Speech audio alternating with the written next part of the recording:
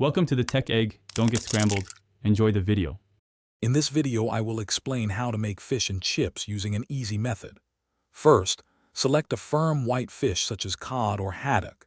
These hold up well to frying.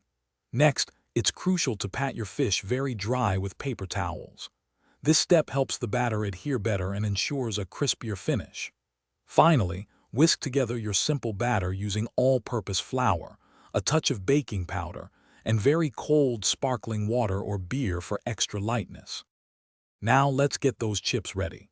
Start by cutting your potatoes like russets into uniform 1/2 inch thick strips. Consistency is key for even cooking. After cutting, soak the potato strips in cold water for about 30 minutes.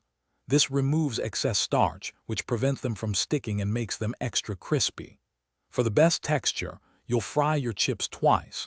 Once at a lower temperature to cook them through, and then again at a higher temperature for that golden, crunchy exterior.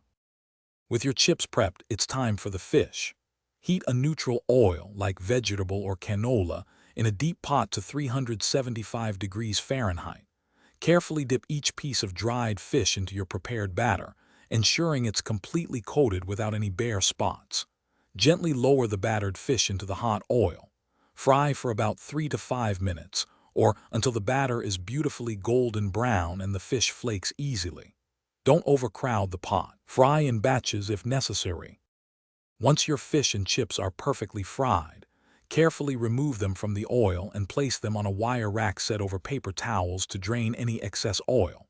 This helps maintain their crispiness. Season generously with sea salt immediately after frying, and serve them piping hot with a wedge of lemon and your favorite dipping sauce.